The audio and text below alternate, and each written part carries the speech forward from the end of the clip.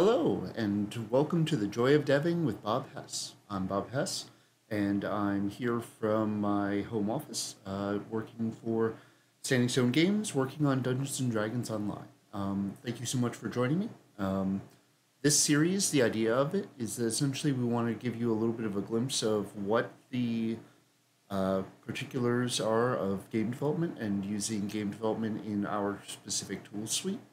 Um, I want to apologize for everybody from last week. I was unfortunately under the weather, missed some time, was unable to make the live stream, and so I wanted to actually, make it up for you folks. Kind of go over a little bit of what happened in the intermeeting time and show off a couple of different stuff. So let's see. So if you have any questions, please feel free to let us know. More than happy to pick up anything that I can. I will make it once again very clear that I will be talking about the content design process. I'll be talking about content development. I'll talk about actually building content and pieces of content. I won't be covering topics regarding systems. I won't be recording about itemization, any of that sort of stuff. I just want to make that perfectly clear before we kind of get into this. I know folks have many questions about those topics. We have a bunch of different avenues where people can reach out regarding it, but this specific stream is pretty much all about making content and making content on Dungeons and Dragons Online. All right, let's go over to this specific screen. And all right, what I'm going to do is I'm going to talk a little bit about the different bits and pieces that I'm going to talk about. It's just kind of give you an overview of what we're going to cover over the course of this, and kind of go from there. All right, so let's take a look to see what we're going to be doing today and what we're going to be talking about. We're going to be talking about narrative structure, how I'm going to actually build the narrative structure of the quest in sort of a high-level overview. This is a portion to kind of go along with some of the bits that we started last time. I've done a bit more work on the actual dungeon. I'm going to go ahead and fly around the shell, kind of give you a little bit of a look after we sort of talk over the narrative structure. So I'll give you what I see at right now before I start actually developing what I think will be the dungeon shell, and sort of why I made those choices, along with how they connect with the narrative structure. And then I wanted to talk a little bit about development schedules and sort of the pitfalls and exciting portions of doing development and being in a development on a live game with a lot of moving pieces, and what are the different things that come up, including changes of schedule, shifting of priorities, and other things that you might need to work on, depending on sort of the timing of what we need to do as a company, as a business, and also for the best of our fans. And then I'm going to give you a little bit of a sneak peek and kind of talk you over a process of something, but I don't really want to spoil that. I'll get to that when we will go there. All right, so let me go ahead and bring up a little bit of the information for what we're going to do for narrative structure. All right, so looking at this, what I'm going to do is I'll bring up Notepad++. I know, very fancy, what we're going to be doing. You might actually get a chance to see a little bit of what we're going to be talking about a little bit later. But the idea is what I wanted to go is kind of how we do the building blocks, or how about when I'm building a quest, what I want to do for sort of the building blocks of how I set up a quest, and also how I actually design the space for a quest, and kind of how those bits and pieces work together. In this particular case, what I did is kind of go over a little bit of what outside of the quest is, and essentially it's the first scene that players are essentially asked to go speak to agents of the Argoness, and they're going to be in a building which a ritual is taking place, and they're essentially trying to find out why there's a dragon going nuts. In this particular case, for a while, to kind of roll back to it, we're doing the dungeon catastrophe, and the idea is that there was a ritual going on. A house cat jumped into the ritual, messed it up, got polymorphed into a dragon, and has fled and is sort of hampering and messing around a portion of Stormreach. And so from there, we're going to be kind of looking at what are the ideas that we're going to do. All right, so when I start doing this, I sort of break down into different pieces that I want to discuss. One of the things that I want to do is when you enter into the instance, I want to give you some voiceover and give you sort of a brief overview so that everyone entering the entire instance has an idea of where you are, why you are there, and what the next step is. One of the things that's really important when you're doing quests and quest design is making sure that there is a logical place for the next thing for players to do, even if it's, hey, you need to explore this whole area and figure out some stuff. You need to actually do those pieces. It's really important for breadcrumbing and actually sort of immersive game design to sort of push players to the next thing that they have to do and then give them the opportunity to discover what those pieces. Some of these are more open-ended, some of them are a little bit close-ended. This is going to be a little more direct and a little more forthcoming thing. So here, what I want to do is essentially have that NPC. When I build that NPC, they're going to explain the problem. The problem, of course, is that a kitty dragon has started running amok, and them, as the agents of Arganesson, aren't really all that comfortable with letting players go about or not letting that dragon run amok, and the agents of Arganesson don't want to be put to blame, so they're going to hire some adventurers. And since you came around asking questions about it, would you like to do this? Well, it's sort of assumed that you're going to want to do this because this is the quest and this is the dungeon that you're going to be doing. So we'll kind of go from there. Now, what I want to do is, as a portion of that, I also want to set up what are the steps that the players are going to take. What are the steps they're going to take over the course of the dungeon, so they have a little bit of an overview of what's going to happen. In this particular case, what I want to do is set up a couple of different vignettes and different locations where players are going to interact with NPCs and other characters, and if everything was to go according to plan, despite the fact that there's a kitty dragon running around, what would be happening if there was no conflict? And the idea is that the players would essentially go to several locations, talk to a number of merchants, which dragons have reached out to essentially gather things that they believe will draw the kitty dragon to a specific location. In this particular case, what I'm going to probably do is the first one is probably going to be like a big jug of milk or something like that. Something that we have an asset for. I'll take a look through, kind of figure out what it's going to be, but we have a number of vases and a number of different pieces. Well, there is going to be a giant ball of yarn. It's one of the things I know it is going to do, but as sort of a dramatic pacing thing, I think that might be best as the last object, because there'll be a little bit of fun interplay and some things that I sort of plan. When I'm building a dungeon, I want to make sure that it has a couple of key moments which are a little more memorable. And in this case, I think that the ball of yarn can be yet another one of those moments. Every time that we do a rolling boulder, it's at least somewhat memorable. Anything from, what was it? The Droam quest. Its name is escaping me. In which essentially you have to, you get confronted with our first rolling boulder trap, and any other times that we've done it, including a couple of dungeons that I've worked on. I love it. I think it's great, and it's gonna be, yeah, it's Undermine. My bad. But Undermine is one of the dungeons I really love. I love that we saw that we can do that, and so using that tech is something that we can kind of repurpose and rework.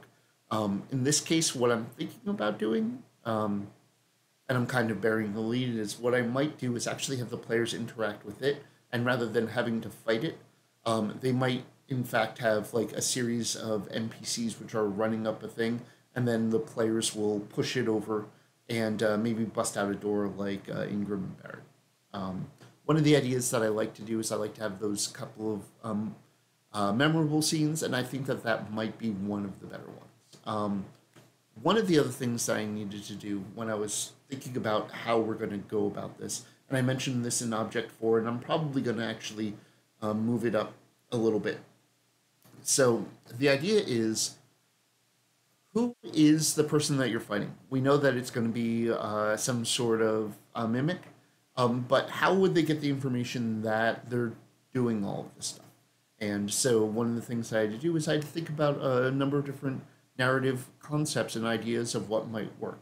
One of the ideas is that maybe instead of having one particular guy, one particular character, which has been shifted into this, maybe there's a series of uh, different humans or different people which have interacted with the agents of Arganesson, all which have been baleful polymorphed and are still very, very frustrated. So one of my ideas is that for this dungeon, one of the initial encounters will be you running into a rat talking to a whole bunch of people. The idea is that essentially the rat has just hired the mercenaries, which are going to be fighting you across the entire dungeon, and so you'll get to see a little bit of that, and you get a little bit of an interlude, and then also get a little more of a why am I being attacked? Why am I fighting things in the course of this? I want to make sure that I put that up right before. Yep, absolutely. What Strimtom said, scorned adventurers who got burned by the Age of Arcanessence are now fighting you.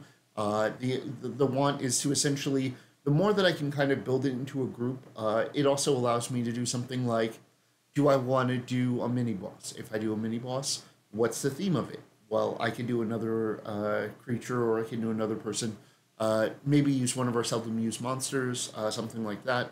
And anything that could be sort of tied to the theme of Agents of Organesson have baleful polymorphed people, which have, at least according to description, or at least from what you'll find out, and I might do some journal work, I might do some other stuff so you can find out a little bit more about what they did. The idea is essentially the one that got turned into a mimic was very greedy. Perhaps the one that was a rat was someone who betrayed their trust in some sort of way. If it's something like that, and kind of go through there and kind of theme it in that way. That way, you have a fun little theme to go with it. You have reasons why to vary your monster population. One of the things that we try to do is we try to make sure that it isn't all the same monsters across the entire dungeon, and the more that we can vary that, the more interesting encounters we can build, and also it gives it a little more spice, and it isn't the same old monster from time and time again. But so the idea would be, what we'll do is as you leave the area, you'll essentially walk into an area where supposed to meet this first thing, and you'll see the conversation, and then have the first wave of a bad guy's attack, and then go from there and do that kind of rinse and repeat with some ambushes probably in it, and then culminating in an end fight. So that's a little bit about the narrative structure that I wanted to build. A little bit of that was brainstorming, a little bit of that was chatting with other folks. If people have other ideas and stuff like that, I'm more than happy to talk about it. If people have ideas for a mini boss or something that might be fun as as one of the monsters that could be a polymorph thing, feel free to let me know. I'll take a look. I'll see what I can put in, and we can kind of go from there. A lot of this is a lot of preliminary work, and I'm still doing a bunch of preliminary work, and I've done some amount of stuff, but the space itself is not in a playable space. The dungeon has sort of just taken shape. I finished my shell work, and I've started sort of preliminary stuff before I kind of got moved over to work on some other stuff. So what I'm going to do now is I'm going to swap over to our world builder, and so you can see the work that I did, and I could kind of fly over and give you an idea of the reasons why I made the specific decisions that I did as a part of the dungeon shell, and kind of go from there. If you have any other questions, please feel free to let me know. But I figured I'd just kind of go over a little bit of what I was thinking, and as I put together. As you can see, I put down what the problem was. How do bad folks know how to stop the players? That was one of the questions I asked myself. As I kind of go through all the different pieces, what are the story pieces that I'm missing, and how do I address those story concerns as I kind of talk my way through all the different pieces. So that's one of the things from the thing, and as you can see, I do a lot of my organization in Notepad++. Love it. It's been great for me. All right. So what we're going to do is we're going to move on over to World Builder. And if I'm flying too fast or any of that sort of stuff, please let me know. All right. So this once again is our engine. This is the turbine engine. As you can see, what I have done is I've started actually building the shell of the dungeon. What's the shell of the dungeon look like? Well, in this particular case, sorry about those. I'm sorry that it's kind of being a little grumpy, but what I wanted to do is I wanted sort of a grand area. And so what I did is I took a different shell set, in this case, the cathedral set, and I sort of set up a basic area for you to show up with.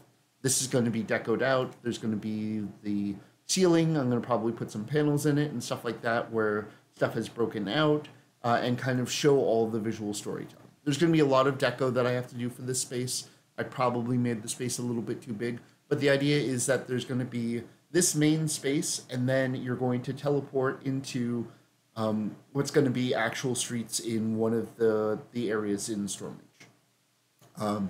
I wish it was the litter box. This isn't quite it. This is going to be the ritual chamber, so I'll probably do a large sigil on the ground. I'll probably put a couple of dragons in the background, chatting, talking with each other. The one person up front when you enter will be kind of where the kobold, which is selected here, is. And one of the interesting things is when you're building this, the sense of scale, even depending on having these monsters, is a little better sensed when you actually go in. In this case, I've also built a teleport location, which is a dimension door, which in the course of it, the monster or the NPC will open. But for sort of gameplay flow and to sort of show stuff, I put it in here as a holding thing, and it'll also teleport you to the rest of the dungeon. Now, if I continue to fly, you will see what will be the basic portion of the dungeon space. Now, I'm using this particular set. It's called the interior set. We use it for a number of different things, and it's going to be used as the basis for what I cover up for both interior and exterior spaces for the Sense of Stormreach. I showed you last time while I was going it through quarantine that essentially what I'll do is I'll shift the main APR, which is appearance file, to make this look more like streets and stuff like that. But anytime we have a ceiling, this will be an interior space of some sort. And I'll slow that down a little bit. I'll give you a little more of an idea of what we're looking at. So what I'm going to do is I'm going to have players enter into, essentially you're going to take the dimension door, be teleported to this location. What this is once again a telepad that brings you here. And then anytime you see this come into this will be actual cityscape. And so what I'm going to have to do is I'm going to have to do a lot of decoration, covering up things, enters, and doors.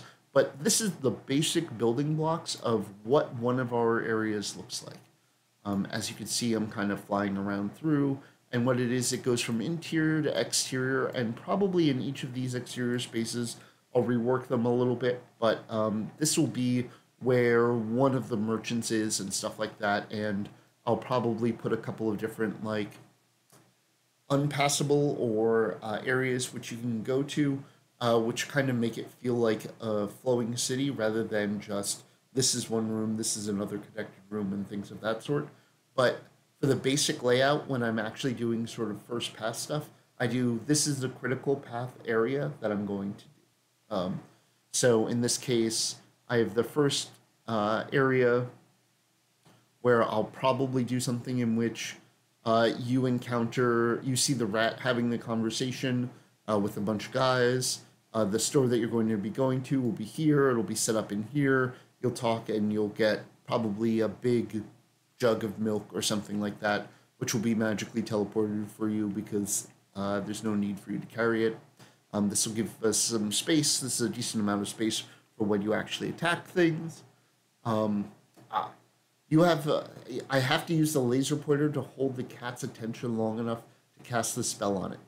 Um, that was one of my ideas, and what I might do with the final fight.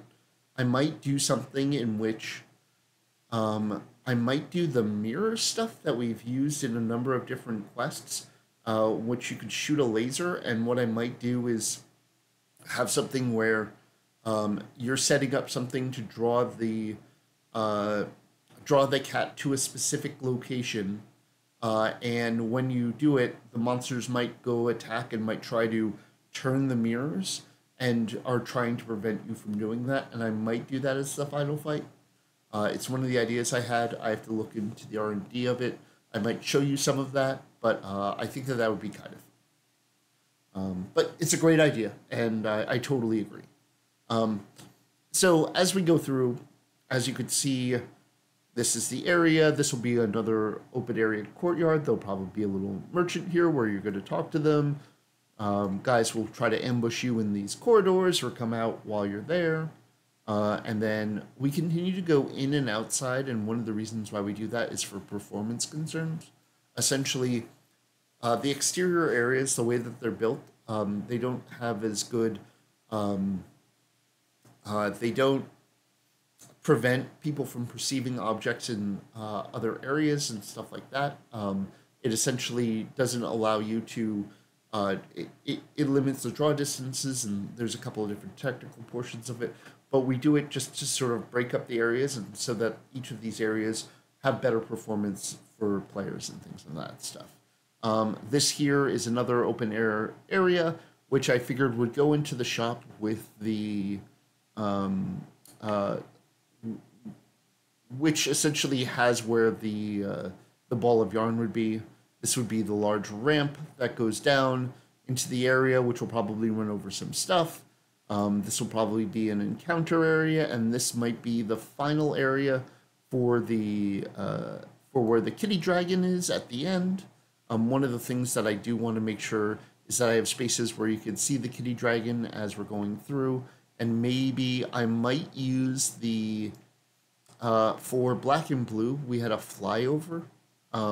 So I may see if I might be able to use that flyover so you can kind of see it in the distance anytime you're in the open space, or have it land and kind of perch and look down at you and do fun stuff. All right, so this is the basic shell that I have. I'm going to probably do a lot of work when I actually start building the space, but this is the idea of what we're going to do. Now, as a portion of this, after I build this, I tend to run through the space just so I get an idea of how big these rooms are actually in game, how interactable is the space, do I need to make it smaller, do I have to make it bigger, are these hallways to, like, how can I build them and how can I move them? I've used this set a lot. It's used pretty much all over our game. We have a number of these different sets. This is one of the ones that we use when we do a lot of indoor and outdoor stuff, and also certain types of areas. And so I know how to work with this to make, hey, this is a believable shop set, and how to sort of manipulate that in a couple of different cases. What I might be able to do at some point is show you something like Red Rain from Sharn, in which I went back and forth between using this and a different set, and we essentially just sort of were able to make it feel like interior going through a city and things of that sort. But the next thing I'm going to show you will take it just a little bit to come up. What I wanted to do is show you what this looks like in our actual client. So what I'm doing is I'm running our build. I have a build from yesterday. I've added a couple of different bits and pieces. I'll just take a couple seconds for this to come up. But do you folks have any questions about sort of what I'm showing you? I know this is a little bit of going over a bit of what we've talked about before, but I figured that it was pretty important to kind of chat about a little bit of it, and also sort of show you the process of what a more complete space looks like. All right, let me go back here, and we will transition here. And all right, this is me in our client right now. When I'm doing this, it's essentially me showing you uh, my private development environment in which I have all of the information that I've saved and also all the other information from the game. As you can see, there's a number of characters. They all have symbols in front of their names. It means there are admins. It means that I have an opportunity to do a whole bunch of different stuff. Mr. Barb High here. The reason why I did this character was that essentially I can make a barbarian pretty quickly. I can grab someone's build, and I can build one in a pretty quick amount of time. And it's a good test character to do because there's a lot of different options. For folks who haven't been a part of our Lamania cycles, we use the dojo for testing. We use it for a number of different things, including gearing characters and things of that sort. This is the interior space. All right. So last time when I was setting up stuff, one of the things I did was built a D-Quest. That D-Quest is going to be the Kitty Dragon quest. This is my private server. This is a private server, which is a development server only. We have options to push stuff to Lamania or to other development environments so that we could, as a group, playtest this. But this is something that only I can connect to and things of that sort. All right. So, what is this? Okay, so this is Catastrophe. As you can see, I started naming some stuff. I have the difficulties. All of that stuff is set. I'll show you in a little bit more about this specific panel and also where I fix all of these types of things and stuff like that. All right. When I hard enter it, I have it essentially done all of the go into the game world and do things like that. And so that's why it's saying that I'm essentially red boxing. So this is one of our loading screens. That specific loading screen will have placeholder information and a lot of other stuff. And here we go. One sec. In this particular case, every one of our quests, I'll go ahead and close it because it doesn't have a working map right now. Every one of our quests start out this way. That's the kobold. I have one quest objective. It's to kill the kobold. This is the size of the space as I'm sort of running around that I made for that interior space. Every once in a while, you'll see me pause. There's sometimes assertions that come out. It's just when I'm actually working in this. If I was to kill this guy, it could theoretically set it up. All right, so this is a waypoint. It's named waypoint because this is a placeholder piece right up here. You can see that it's called waypoint. But the idea is that what I've done is I've hooked it up so that this teleport, when I click it, will actually push yourself into the next space. And the idea is that I wanted sort of a flow stuff. Now that you can see sort of the size of this room, this is actually a decent sized room. You could do a small combat with like 5-6 enemies. And this is a much smaller space. Now this here, you could probably do a couple of combats with. You can make a nice little alley. You can totally do a small little shop with just a few little of these things. One of the reasons why it's always good for us to get into these spaces is that it actually lets us know what is the progression runtime. What's the speed at which players are going to be able to run through this if they're attacking all the monsters? Does this need to be smaller? Does this need to be bigger?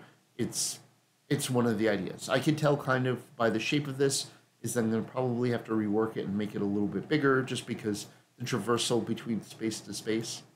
For the case of this dungeon, I'm looking for probably what is our sort of sweet spot for content of this type. I tend to like first pass between 15 and 20 minutes.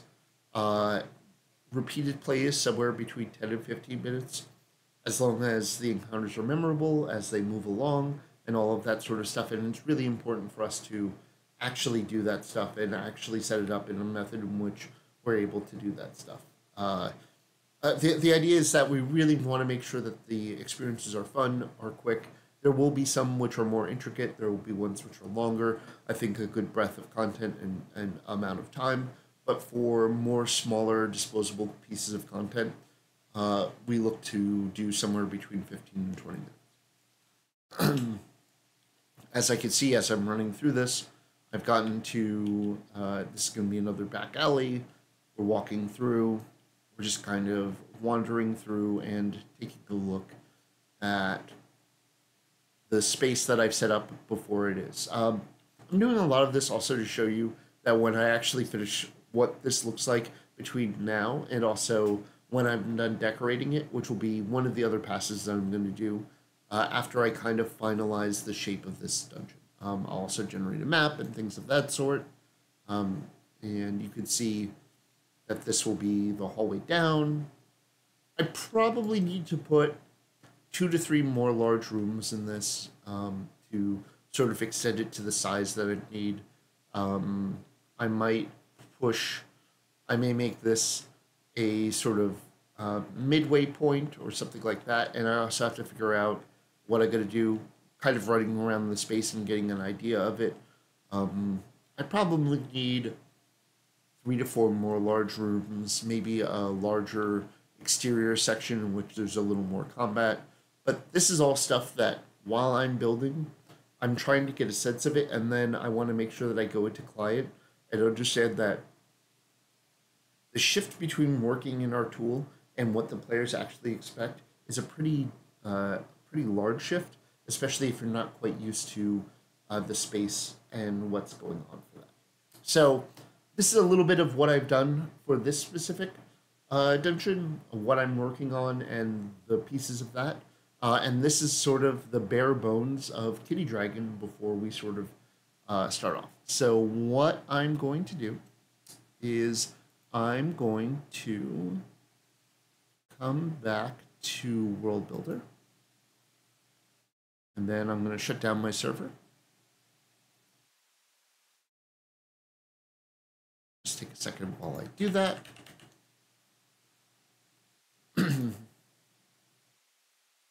And show you that, yes, it's one of those things, looking at this, the shape of everything that we've done, I probably need 2 to 3 more rooms. What I'll end up doing is rather than when you come out here, I'll dogleg this direction and build something out that way, and then come back into the space, and then do that once or twice more. It'll work out pretty great. It'll come together pretty well, and I'm sort of excited for sort of setting it up. Yes, it's really hard to find a group on a private server. One of the great things about doing it is, though, that I can edit character stats and skills and all of that stuff to make sure they can make any of the checks and things of that stuff. Now, going back to sort of the idea of talking about development schedules and sort of some of the challenges that can come up while you're part of developing. So, coming back here, so development schedules. I wanted to talk to you a little bit about this because, well, as you could tell, I probably you could tell that I'm still a little stuffed up. I'm mostly over the cold that I had. I just had a cold. However, I missed a week of development time. And what does that mean? Well, that changes the shape of a great deal amount of stuff just because we have so many moving pieces and so many people working on content. To give you an example, on our content team, we currently have people working on 4 different quest packs or 4 different pieces of content. There's active development in 3, and then there's preparatory work happening in the 4th. That's what's happening. Our team is sort of split and is sort of moving in a number of different directions. We've added 1 or 2 extra members, and it's been great that we have an opportunity to do this. I'm sort of on Bob Island right now, and my island now consists of 2 different things. the kitty dragon stuff, which I've been showing you a lot of information about. And then another thing that I've taken on, which is something that was discussed previously, which is the chronoscope, the legendary chronoscope revamp. That's something that we're going to be working on. That's something that I'm working on. It's one of the things that has come up as we were sort of looking at everybody's schedule and sort of what I was working on as a portion of the Kitty Dragon stuff. I'm one of two people which is primarily working on that. Um, it's an exciting project. I'm glad that we're getting an opportunity to do this. There, as a portion of our sort of development schedules, it does mean that I'm actively working on two large projects simultaneously, and so when you sort of look at what I'm doing right now and are like, wow, that isn't all that much further than where sort of we were for this other piece. The reason being is that I'm also working on actively porting and actively looking at Chronoscope. It's something that we're working on. There are a number of different ideas that went back and forth. We had enough time to sort of have a conversation about what we thought would be good ideas for different pieces of content. We know that Chronoscope and the Epic Chronoscope are both loved raids. There are things that are actively played. When we were looking through playtime and things of that stuff, there have been times that we've done other revamps in which we've just taken something and made it the higher level.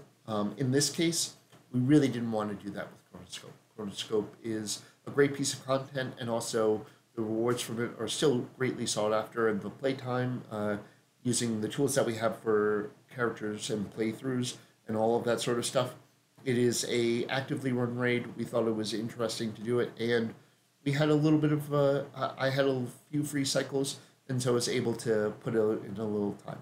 So what I'm going to be doing next is I'm going to be showing you a little bit about the work that I'm currently doing on the Chronoscope raid and some of the interesting challenges and problems with sort of the directions that we went with what we're doing and sort of where I am now as a portion of it. A few things that you should know about the Chronoscope raid, the legendary Chronoscope raid, is that it will be cap level.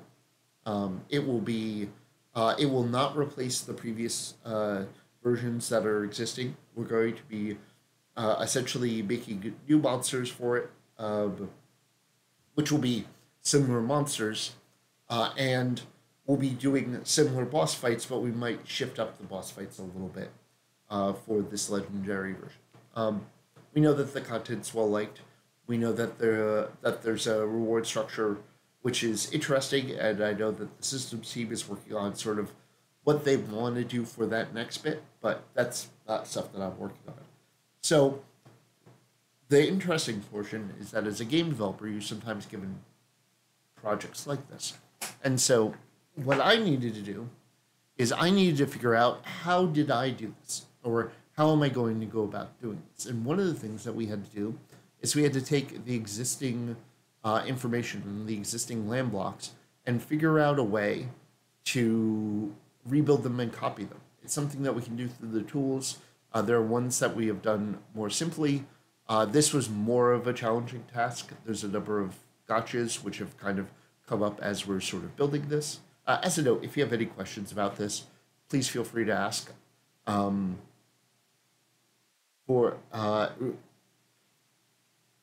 I will have to talk with our composer to see if he has time for a Power Ranger-esque Kajoid Abishai fight song, but given that the content's coming out for Lotro and a number of other things, I'm not too sure that that's going to happen. But I'll ask, but I also know that there's some other things going on in his life which might make it a little more challenging. All right, so what am I going to do next? Well, I am going to show you what it looks like when you, okay. First, I'm going to show you what the quest looks like for the Chronoscope. One of the things I've kind of gone over is sort of talked about building dungeon content and all of that sort of stuff. And one of the things that we're able to take is a great deal of the information and transform it from one place to another. So what I will do is go back to handy Notepad++. Hopefully, Notepad++ is readable. Um, and what I'm going to do is go over to uh, the time raid. Now, time raid, that is our internal name for the chronoscope.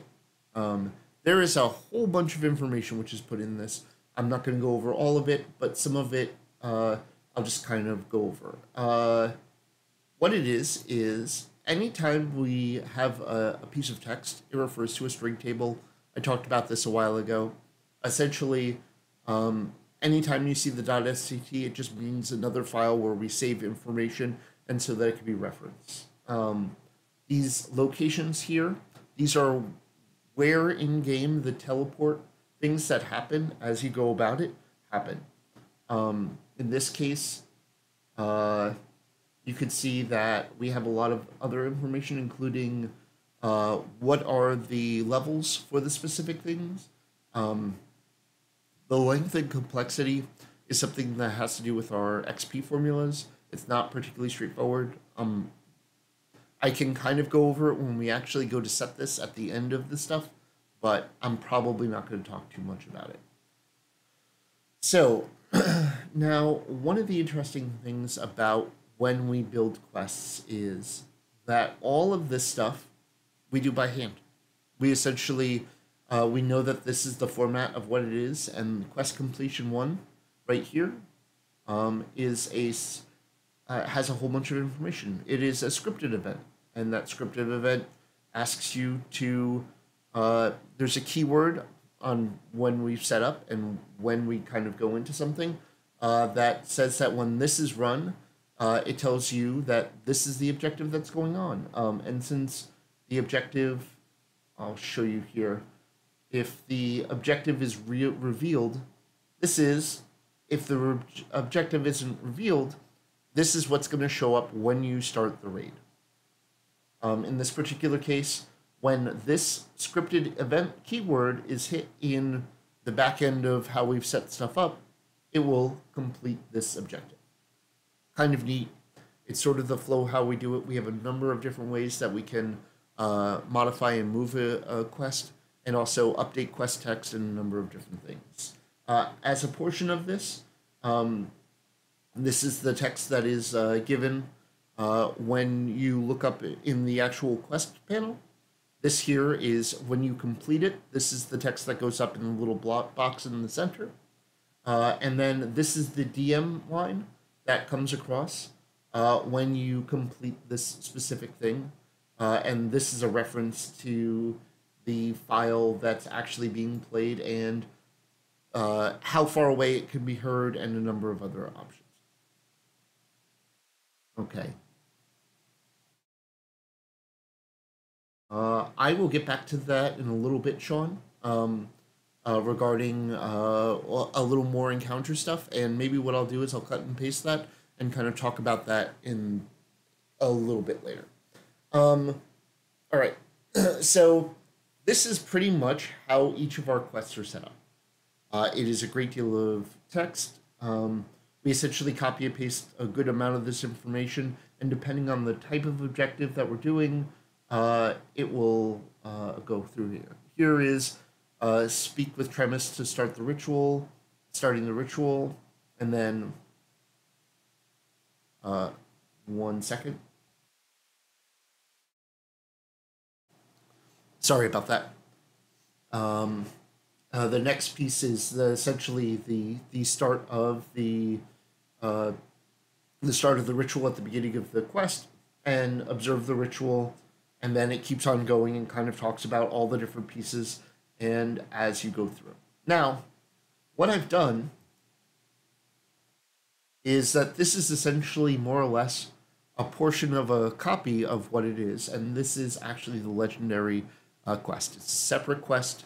It'll have a separate, it'll be using the legendary timer and all of those different pieces, and essentially it's the same data for these different pieces, it just makes different references. In this case, it's going to be 32, 33, 34. I'll set this stuff up later, but as you can see, it is very similar. Now, The process of copying these pieces of information back and forth from it, um, it it took a lot of doing. It took a lot of making sure that all the different connections between the characters and how things work. There's some stuff that we're still in the process of fixing. I spent the last 3 days essentially making sure that when you clicked on a door, that door went to the right place and didn't say go to the old raid or a different piece. It's something that it takes a little time for us to build, and sort of taking an old piece of content can have a lot of different steps that you have to do as a portion of it to actually get it kind of put back together. So I thought that it would be kind of interesting now that we're kind of looking at a completed dungeon. Is that I'm going to do two different things. First, I'm going to go down to the bottom and look at time time raid entrance 2. What I'm going to do is I'm going to go back over to World Builder, and I will show you some stuff. One of the things that we can do is over here, we have something called teleport destinations. Teleport destinations is really neat. We have a number of different regions where we serve all of our different pieces of content. All of these purple little dots actually are a dungeon, or are a space that is game playable, that we have content information and also have a telepad to teleport to. The name of those telepads are sort of listed here. In this particular case, I know that all of my stuff is set to time raid. And so there is a wide array of different ones. And what I had to go through is we had to go through and sort of rename each of them so that there's knowledge that this is the legendary space rather than the normal space, because of some background teleport stuff that isn't really all that important for you folks to know. But essentially it means so that when you teleport there, you teleport to the right place. Theoretically, if it was set up wrong, you could teleport to the other raid and things would not work. You would get the wrong things, and so it's a little it's a little interesting and a little exciting. So let's go over to the raid entrance. Now, if you notice here, and I can zoom in, you can see these two little pieces of content. This is the old one, and this is the new one. And this is where it's been copied. And so when I select the name of the telepad of where we're going, you can see that it actually highlights the location. We're going to teleport. Just one sec. All right. It is complicated to build these dungeons. It takes us a certain amount of time. The quickest dungeons can take us anywhere between a month to 2 months. Some of them take much longer, depending on the complexity of the dungeon and sort of the breadth of types of tasks that we need to do and how we can do it. Now, granted, one of the best parts about it, though, is that the flexibility that we have as dungeon designers is fantastic. Our ability to prototype things is pretty quick, and also getting pieces of content that you can actually look at and sort of preview, we can do in a pretty fast time. But really, doing something like this is a shorter task, mostly because it's going to be a lot of making new monsters, restatting monsters, and making sure that all the bits work. All right. So now we're here. You can see that we have, in fact, teleported to the new version of the dungeon. Here is a generator. A generator is one of our building block pieces. And what that does, excuse me, is essentially tells when you get into the area of this generator that it's going to spawn this guy. In this case, one of the things that you can see when we're doing this is that it brings up information, and we have a way to set up a whole bunch of different properties on the generator. In this case, it'll only spawn once, it'll spawn one object, and also this is a reference that we know what it's being tied to. In this case, this is the name of the NPC that you talked to at the very beginning.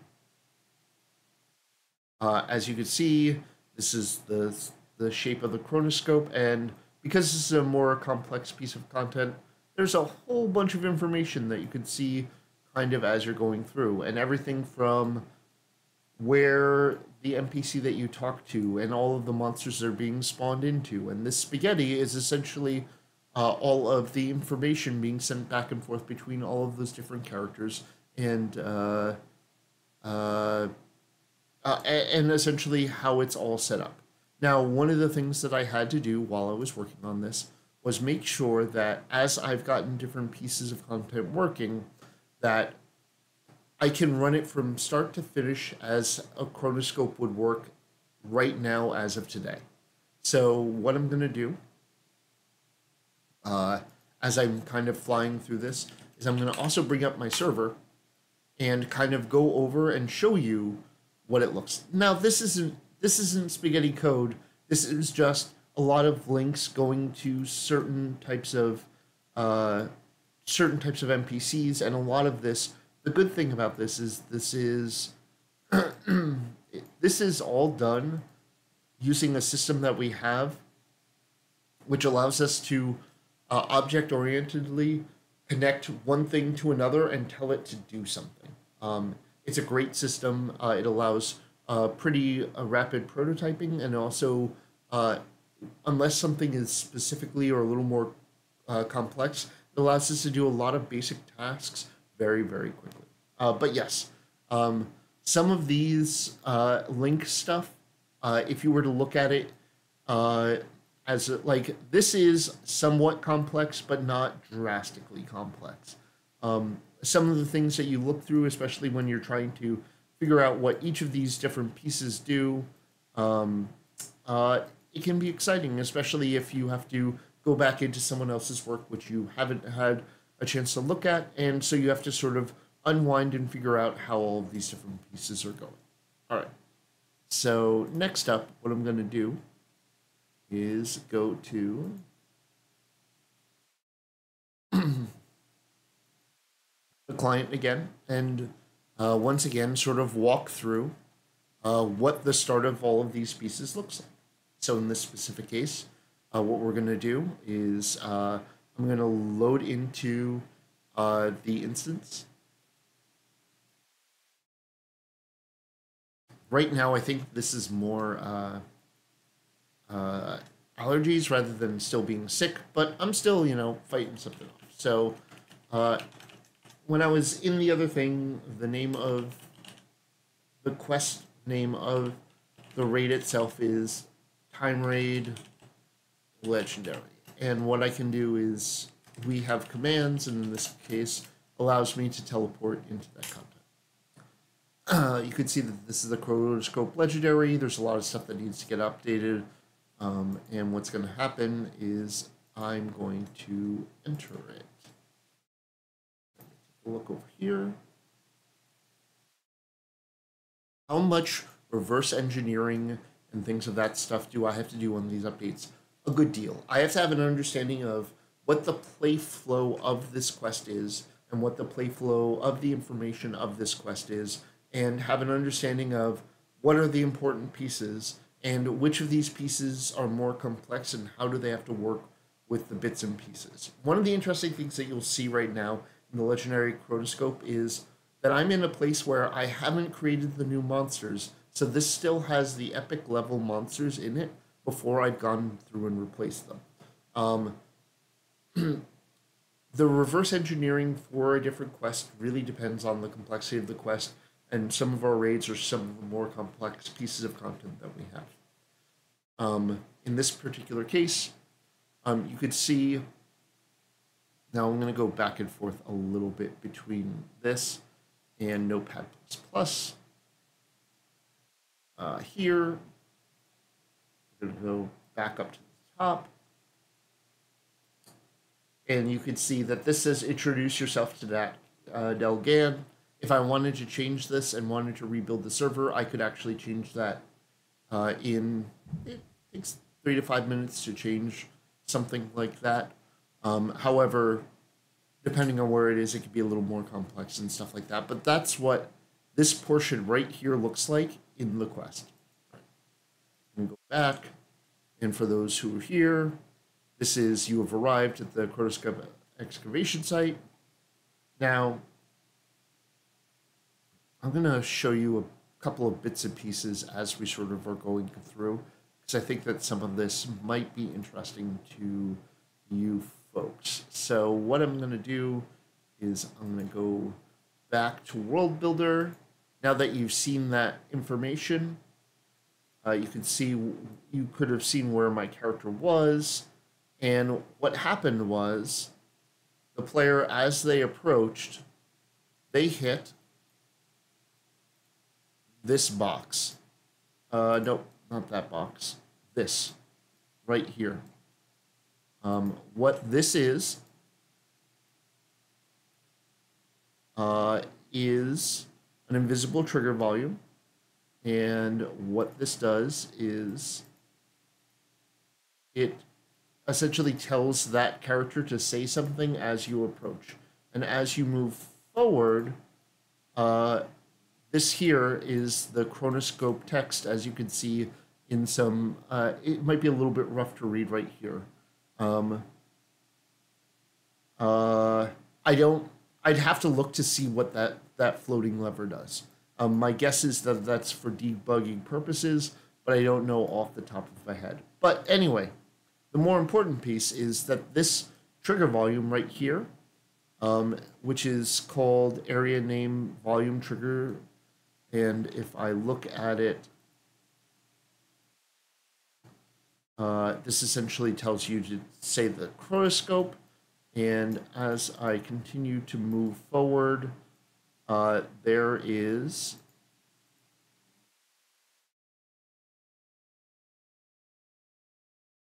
excuse me 1 second. There's essentially a volume here which kicked off that first piece of text that was mentioned as you've walked through. And basically, as we bring up any piece of content or any information as players approach it, here, I'll transition back here. What I can do is I'll move this.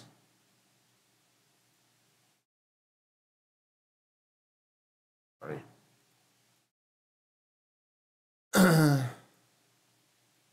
Move the general tab. So you can see, as I approached, you have arrived at the chronoscope excavation site, and all that information is actually saved in that dungeon file. It's really neat. It's kind of great. I really appreciate that we're able to put all that information in and just sort of lead the players where they're going to be going next. And essentially all of that information is stored in that text file, and that's why between the world builder and that dquest file, that's really the underpinnings of how we make one of these things. Do folks have any other questions regarding this?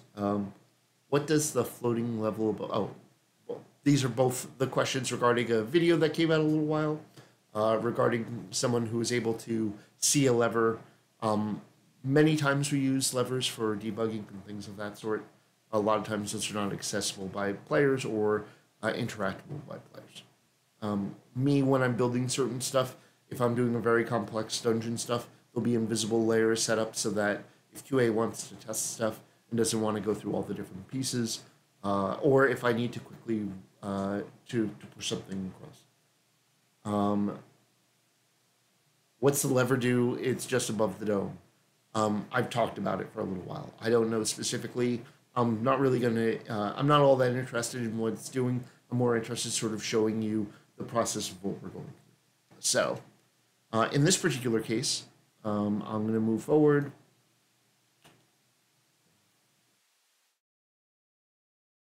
Am I allowed to do that?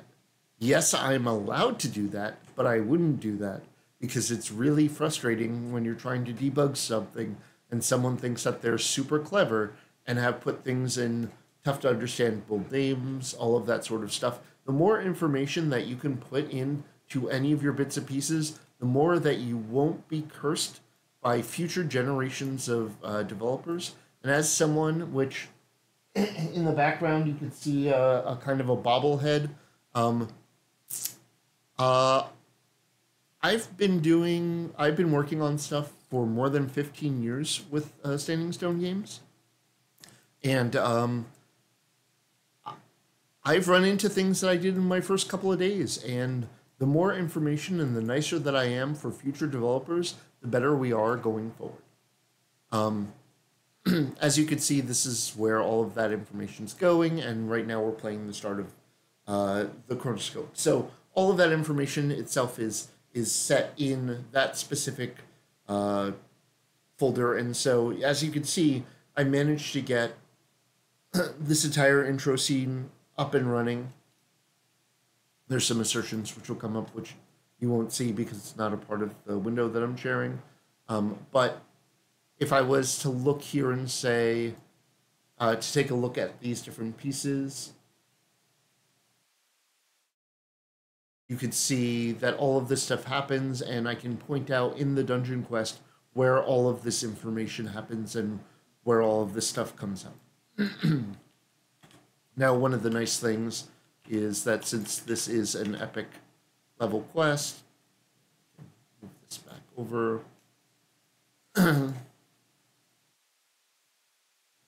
I can pretty much run through this.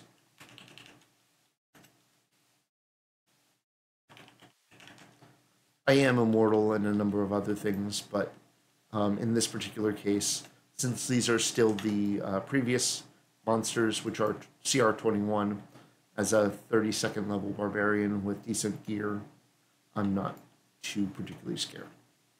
And in this case, so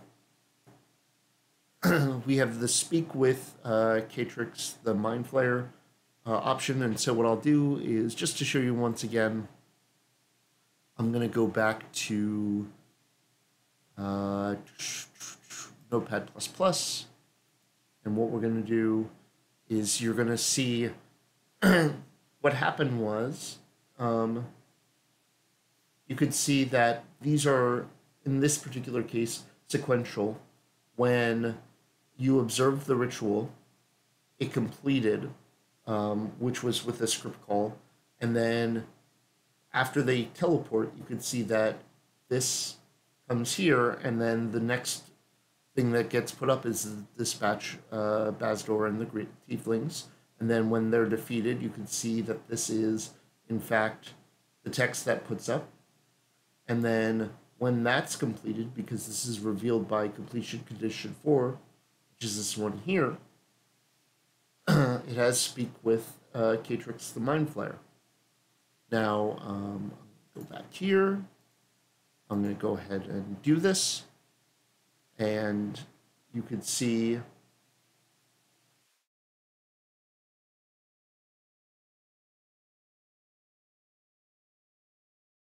he's talking for a little bit, and when this comes to the end, it's going to bring up the next objective. And that next objective is search for Nelgan. And 1 second. And you can see that. And so all of that stuff has actually been put together, has already been built, and we've already gotten it working. One of the things that's kind of challenging is that each of these different pieces, I'm going to transition back into World Builder. What I had to do is that since each of these have different teleports and things of that sort, I needed to make sure that all of them were going to the right place. And so in this particular case, I know that that object is this one here. And so when I hit F7, these are all the different properties that we actually put into something. And in this case, I know that the one that I'm going to be doing is Time Tunnel 2. That's going to teleport you to the start of the raid. And so I had to update all of this information to make this all work. It's kind of neat. I will go back to, let's see, let's go back to this. and I'll keep on playing just for a second. But what's the neat thing is that because that was a reference, what we could do in World Builder, I can show you that since I used that specific thing, I can transition back to World Builder. Eh, back with me. And then you could see that that was to uh, Time Tunnel 2. And in this case, what I'm going to do is teleport us there. And what's going to happen is that this will actually bring up the location and all of the different pieces for the dungeon and as it starts. And you can see that this is the start of the dungeon, and sort of that's how we set up the you go to this location, this is what happens, and you know, proceed from one location to another. And you can see down here, one second, I'll bring it up here. You can see that this is Time Raid Tunnel 2, and so that's a reference which we use in that other property panel, and it combines the two. So, is this the first quest in the history of DDO that will have three variants? Heroic, epic, and legendary. I think so. One of the problems or one of the challenges with doing this is our system really only supports two difficulties. And so by doing this, you have to do a lot of extra work. We thought for Chronoscope, in this particular case, it was worth all of that extra work. We thought that the rewards and the playthroughs for people playing the epic stuff, especially given the revamps to Scroll Seal Shard and also tokens and things of that sort, that it was important to leave that intact. And this is also a pretty beloved piece of content. One of the things that, and we like the idea of giving players at least 1 to 2 raid experiences every year, and so we wanted to make sure that we could put another one together in the course of the schedule for this year. All right, so I've kind of talked about a whole bunch of different pieces. My bad. I forgot that we recently had done revamps for both of them, in which I believe Torque did the exact same thing that I had to do for each of these. Sorry, my bad. I've actually played all of those in Legendary. I played all of them on Epic. I'm just having a little bit of a moment and still have a little bit of a head cold. So basically, I wanted to kind of go over the different pieces of sort of what I was working on, what I'm in the process of working on, and sort of going over the challenges that we have as a portion of our workloads and sort of what we're working on. One of the interesting portions when I'm working on a dungeon and also on a piece of raid content is the amount of times that information needs to go to Lamania is different for each of them. The amount of testing that needs to be done is much more thorough. When building a more classic dungeon like Kitty Dungeon, even with any of the different encounter bits and baubles or spins I do, the testing is less severe comparatively. There's less things that could go slightly wrong. There's less of a sort of stake while I'm building it, and I can kind of put that together in a quicker fashion. While something like doing a revamp of this sort is a lot more fiddly. You need to make sure that like each of these different little things that I have set up right now on that screen, if two of them are named the exact same thing, when a person goes to teleport to that location, through any of these portals or any of those things that I showed, there is a random chance that it will go to either of those two locations. And I think it's whichever one has been loaded into the server data first. And so if you've ever been teleported to the wrong place and we've fixed it, that's what's happened. It's something that happens from time to time. But this specific thing with the 50 different telepad locations, we had to go through and hand rename each one and then go and test and make sure that the location where it's going to works for each different piece. So that's a little bit of what I'm working on. So I kind of wanted to go over some of this. I kind of wanted to show you a little bit more about the prospect of what working on a revamp does. This is sort of the special thing that I wanted to show. And I hope that, you know, some of this was pretty interesting. as you can see, I'm going to fly up over this area just so that players get, that you folks kind of see what one of our dungeons and one of our areas looks like. Every once in a while, there'll be a little bit of a pause because uh, the amount of information in this area is large enough that it's multiple land blocks, and so we have to load between them. But as you can see, kind of floating up above, you can see everything from the flying monsters on their flying patrol pass. These things here are patrol pass, and what it does is it tells you where they're flying back and forth from and to. But yeah, that's a little bit about that. So at this point, do folks have any other specific questions that they have about what I've shown today? I kind of wanted to go over a little bit of it, and I thought this is kind of a good stopping point. I believe next week I'll be doing at normal time, but we will let you know, and we'll kind of set up from there. So that floating red light market area, the meatballs for. So what's the floating red lights in that? Oh, so all of this is the information regarding the marketplace tab. So something like that. Um, will there be legendary equipment? That's something I know that we're going to be doing some sort of stuff for it. I don't know exactly the nature of that stuff. I'm sure we'll announce that as we actually go forward.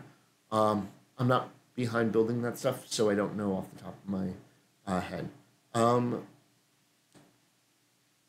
It for To go back to one of Strim Tom's points is that it really does help. The more familiarity we have with the game, the more familiarity have with the different pieces of content and wanting to go through it, it really does help us kind of get through and understand problems and sort of drawbacks of different decisions that we're making. Hold on one second. I'm going to kind of go back to here. But yes, I think at this point I'm going to go ahead and call it. I want to thank everyone for joining me for deving, The Joy of Deving with Bob Hess. I want to thank you so much for joining us. I'll take a few more questions if anybody has anything. I hope this has been interesting. I hope people have been, it's been somewhat compelling for people to see a little bit of the information and sort of how we go about building these different pieces. The next one, what I'll probably end up doing is I will probably do a time-lapse video of me decorating the space so that people can see what the Kitty Dragon decoration stuff looks like. And also, one of the things that I'm hoping to do is actually show you and start building the dungeon quest events and sort of setting that up so you can see the process that we use so that we can start getting something sort of first pass playable without monsters. And if time allows, I'm hoping that maybe we'll do some monster building or monster generating.